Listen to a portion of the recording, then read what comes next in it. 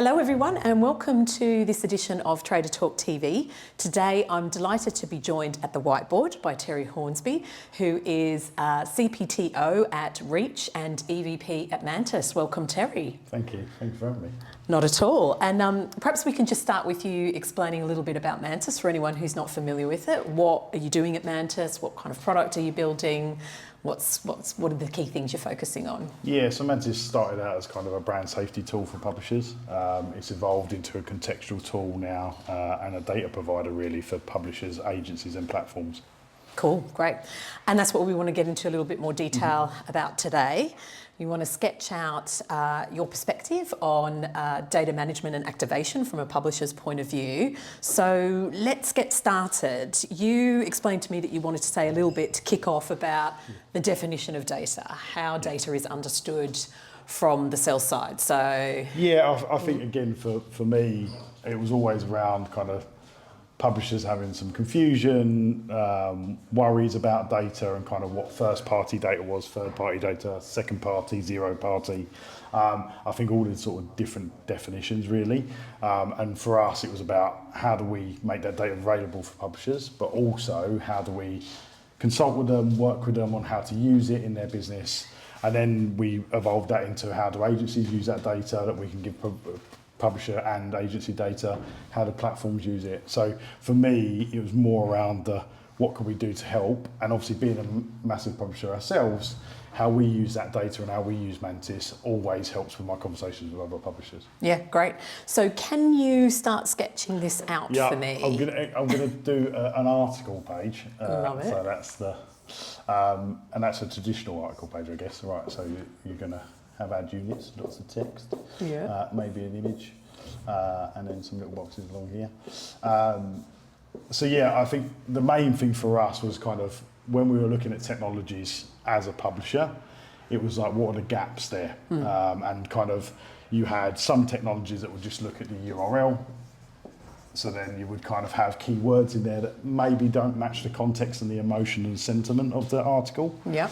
Then it was kind of, okay, so lots of technologies looked at kind of keywords, and again, we all know the challenges with keywords, like shots in a football story, the stuff that we've always been promoting and all the industry talk about. Yep.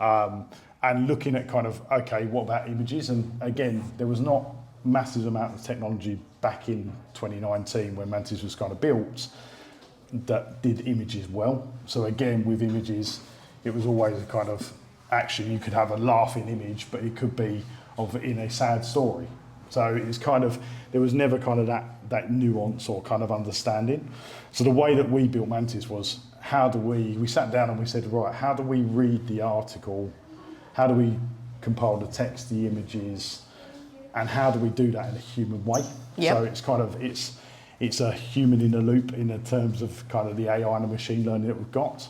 And we were in a unique position as a publisher to be able to do that because we had so much content running through Mantis. Yep. So over a period of time, kind of 6 to 12 months, we were running the articles and we were looking at brand safety in particular.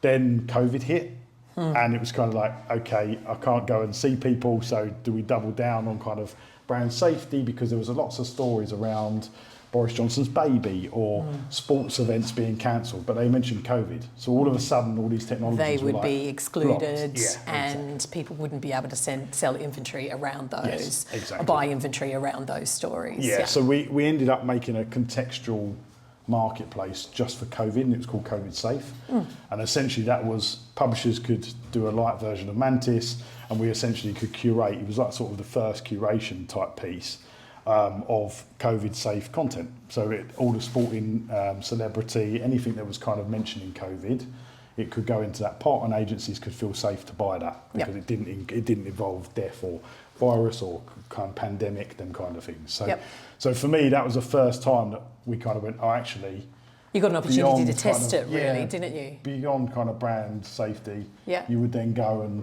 you'd look at context, and the way we look at context is again as a human. So we look at sentiment, emotion, entity, category. So for instance, a car on the M25 versus a car in a film, the crash is different, right? So again, it's a film, it's a car crash. In that context, you understand what it is. It is safe, Fiction. it's safe, it's fiction. And it was all about kind of understanding the difference between that. And then when we discussed with kind of other publishers and agencies, it was kind of like, okay, there was recipe stories not being targeted because there was mentions of knives in the recipe story, stuff like that. And you go, well, that's silly because they're probably the most safest things that you could advertise around and the most relevant and specific that you could get to target. So for me, it was about brand safety, suitability, and then the context kind of comes second during that time. So what we do now for publishers, agencies and platforms is we take the URL and we analyse that like a human. We give them that context and that brand safety back. Yep. So I almost say that kind of brand safety and brand suitability is kind of done because it's pre-filtered for all of the stuff that we do. It's accepted as standard, perhaps, in the platform, right? So, it's table stakes. And the thing is, for us, it's more, and the way that other technologies kind of classified content was not in real time either. So there was always a period of time from when it was published to then all of a sudden it was unclassified for a period of time. That then it had advertising on it, and then it would get classified. So what we said is we would scan it so some of the publishers that we integrate with and some of the systems we integrate with is in their CMS. So as it's published, it's done. So before it even goes live, it's already classified. It's got all its targeting on it. And that stops that period of time where we're unsure or the system is unsure. Yep. And then what we did that kind of scale with the SSPs. So we now take their URLs, we do the same, but because you can't, it's live, what we decided to do is don't display anything on there until it's classified. So there's kind of two elements of where we saw technology kind of let us down. We kind of evolved that into the Mantis product. Yep. And that has been, I guess, my lucky sense in the luck for me being a publisher is that I can look at things and say, oh, if I tweak that and that would be a lot better. That's a gap that we've got. So we really have built it as a publisher on behalf of publishers, agencies and platforms. Yeah. And we've got that unique kind of, I guess, perspective. Adtech perspective. So for us, it's kind of prod tech in that way. So for us, that was a really important thing for me in Mantis, is kind of making sure that was one of the elements that come out. Yep. So this means then that publishers are left with a whole range of really rich data signals, effectively, that they could be using to offer up inventory to brands and advertisers. What's the sort of next step? What happens after this? Yeah, so once you've classified your kind of content, you obviously get then your blocks, right? So you got all blobs or blocks, whatever you want to call them. Circles. And in the past, it might have been that this one was called kind of sports, right? Yep. And this one was kind of called news. And this is broadly, these are content categorizations or audience categorizations? Yeah, they're categories that we would put them in context of categories. So again, your sport would be kind of, it would include all your football and everything, but for a publisher generally, in the past, it's been a case of like, I can do verticals or I can do categories within. And the challenge with us as a publisher is that some of your sport news will be in news and sport, right? So it's crossing kind of over. understanding that. Yep. And if an advertiser or an agency is targeting away from news, they won't necessarily get the brilliant news story that was in sport and news. Yep. So for us, it was kind of like, okay, how do we go to the next level? So we actually have got the ability to kind of go 5 or 6 levels below. So you can go to the type of sport. So you could go to football. Particular interest categories, like whether it's women's sport or men's sport, those sorts of things. You can go that level. You can go to the player. Yep. That's kind of your most granular, I guess, piece of like you could go for. So, for instance, we were talking around Cheltenham Festival. You could do a jockey or a horse. Yep. So content around certain things like that. And obviously, as a big publisher, I'm lucky enough to be able to sort of get scale with that niche targeting. But that's where I think essentially we can kind of help smaller publishers because they get together, and that's where after this has kind of been done, it's then the sort of what are the shop windows that we provide for a publisher to be able to monetize their data. And I think again for me, the shop window and the giving the data back is the most important thing for me. As a tech provider to a publisher, it should be a partnership, not a one-way street. And for me, it was kind of like, here's all the data. if you don't know how to use it in a certain way, here's some suggestions of how we've used it. So again, kind of breaking it down to football level rather than kind of just sport. And then taking it and saying, right, you can use that in your ad server. Yep. You can use that in a curation platform or an SSP. Yeah. Or you can use it for tagging on your editorial side. Yeah, right. And for me, that was one thing I never got back from a vendor. I never got that data back to do that. Also, the key thing for us is once we've scanned this, our commercials are just a scan. So you can put your really niche data into your ad server and use it as much as you like without any cost. Okay. And that was a big thing for me because... So you charge here, yeah, but you produce you get this, the value all the way down. And yes. you know, and a bit more. So this is kind of your audience segments and your categories, and you drill down into quite, sounds like, sophisticated level of detail. And then you are also able to provide some kind of insight into, and you can also use this for further activation in your ad server, or you can also, you know, tag it in your, you know, CMS and almost like a layer of consultancy, dare I say, exactly. This is what you could do. And it allows you to tag up, I'm a celebrity, get me out of here, and offer that to an agency or offer that on a platform. So you start to build packages of data out for publishers. And that was a really key thing of kind of when brand safety technologies used to charge you to block unbrand safe content, you would still get charged because it was on an impression basis. And that's what we kind of had to solve with this kind of technology, was actually, it doesn't matter if you get 10 million impressions or one, it's the same price. You don't get over it. And a big thing for me as a publisher was the Queen's funeral. Yeah. So generally in that situation, you would have to pay a tech provider to block that inventory. Yep. And it would cost you money, but you wouldn't be able to make any money out of that content. So for me, it was about, in that case, all the content that was safe around the Queen. Yes, it mentioned her death, but actually it showed how a wonderful woman she was. Perhaps in a positive light, celebrating her life. Yeah, exactly. That type of stuff was able to be monetised. So you unlocked monetisation opportunities there, and then also, we don't pay to block. So again, it didn't matter. The inventory just didn't go on there. Yep. So they only had the ad server cost or their current cost, so they didn't have additional costs for that. And that was really key for me as a publisher, was about cost as well, because publishers haven't got lots of money to throw around. No. And that's the challenge for us as an industry, is how do we kind of make this more efficient in that way as well. So that was really key for me, was kind of giving the data back, making sure that it's a really cost-effective model for the publishers. And then what we decided to do as a business was, we did brand safety, we did contextual, that was giving that piece back. Then it was like, okay, how else could you use that data? Yep. So, and monetization models, etc. for publishers. So for instance, we have a carousel, which is kind of recommended articles on the site. They can use the Mantis data to power that. So previously they might have used only sport and had just sport carousels on their site, but actually they can use the Mantis data to tell their internal systems that they should do football, Man United, Chelsea, whatever that is. So again, it allows... And that's the next sort of step along from here, right? So this is the output of the data and how you can offer it back to publishers. And then this sort of section is, and what do they do with it next, right? Yeah, and that's the thing. So you kind of have it go kind of in your ad server. And again, that can be sponsorship, ad campaigns. It could be section in tagging in your ad server. Then you kind of got your CMS.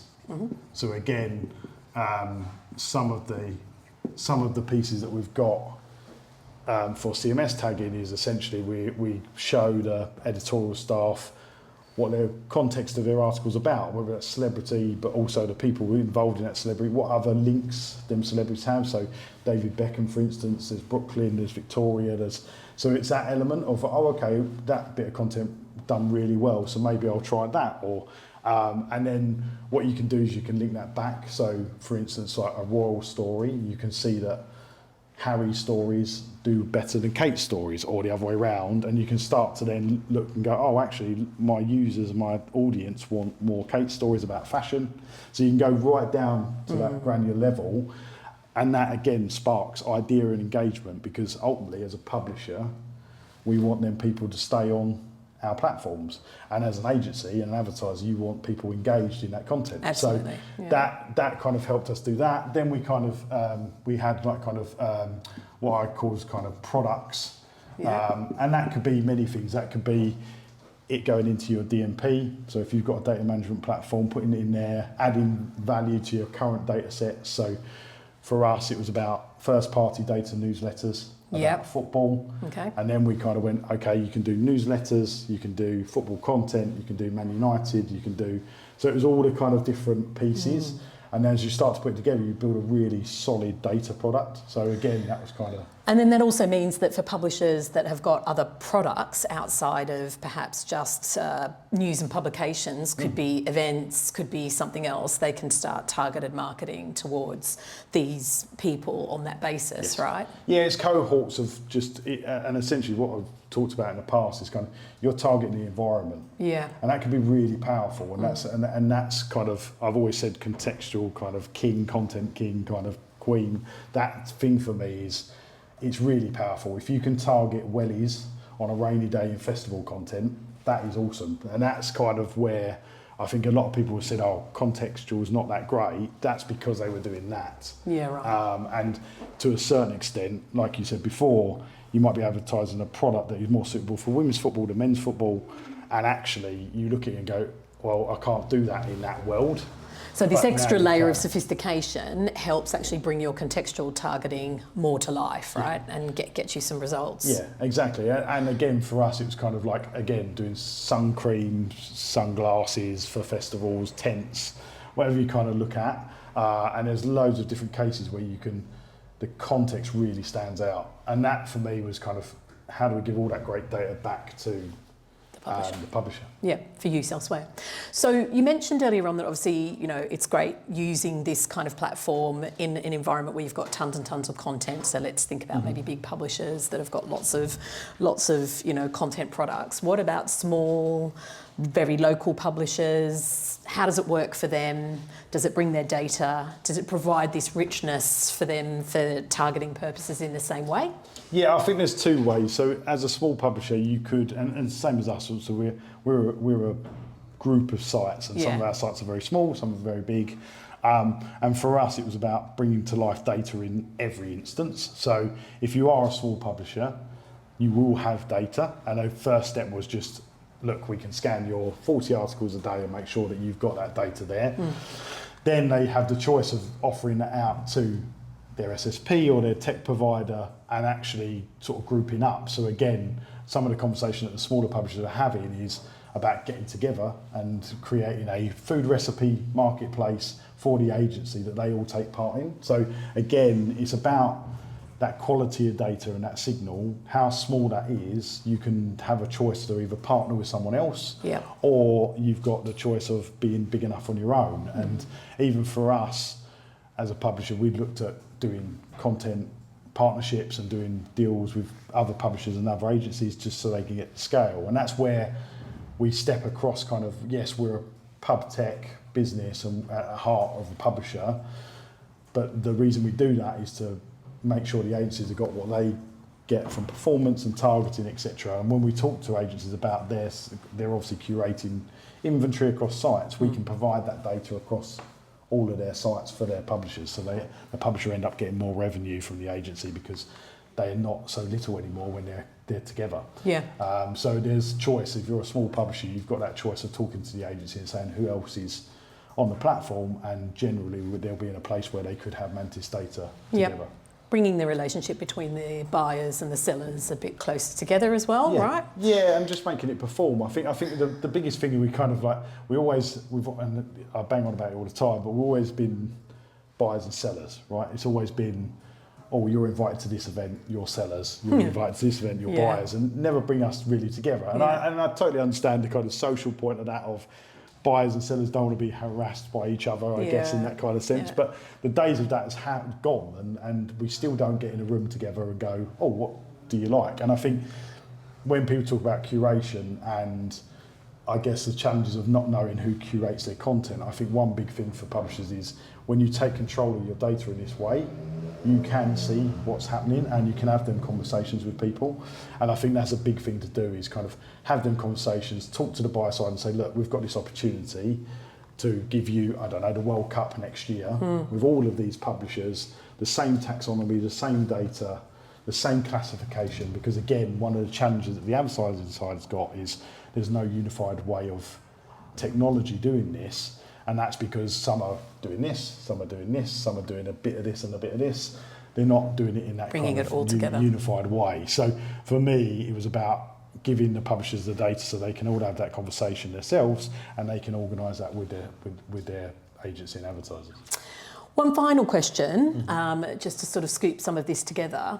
Does this help publishers sort of with scale effectively? So you're providing them with lots of data signals and data outputs, depending on the size of the publisher. Some of that will get fed in over here. Some of that might just be activated on a contextual basis. Thinking about the clients that you've worked with so far, have you helped some of them achieve scale that they haven't been able to achieve? Yeah, so I'll use one of the circles. Yeah. So previously you would have probably had, and this is probably a slight exaggeration of 50-50, but you probably would have had some inventory that was locked away, right? And the prime example of that is food recipes mentioning knives, film programs mentioning car crash, murder, etc., all kind of unlocked, even to the extent of, okay, we're just going to block news, hard news, but because they're using keywords, etc., it could be.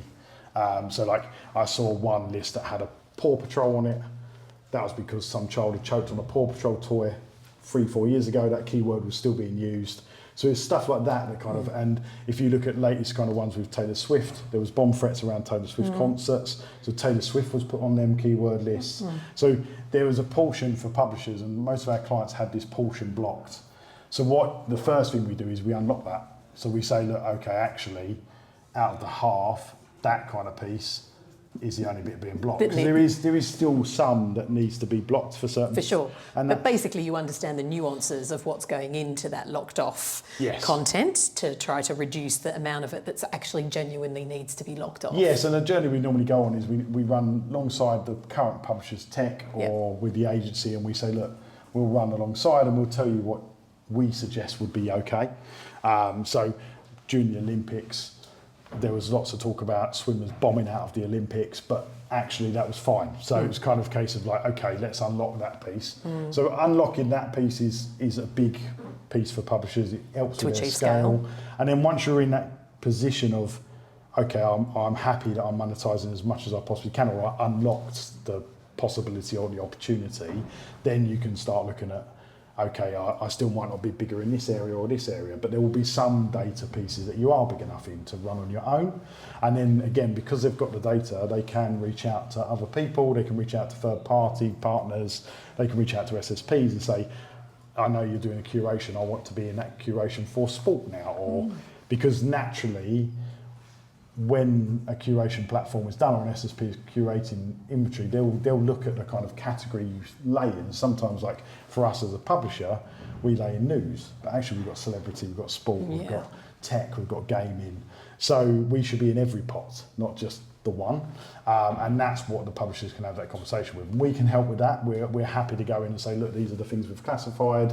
We show everything, so it's fully transparent, full URL, classification down to the sort of sentiment, emotion level, and a publisher gets all of that. So for me, and look, sometimes that's daunting because here's a massive whole load of data. But again, that's where interesting conversations coming around AI helping mould that data, model it.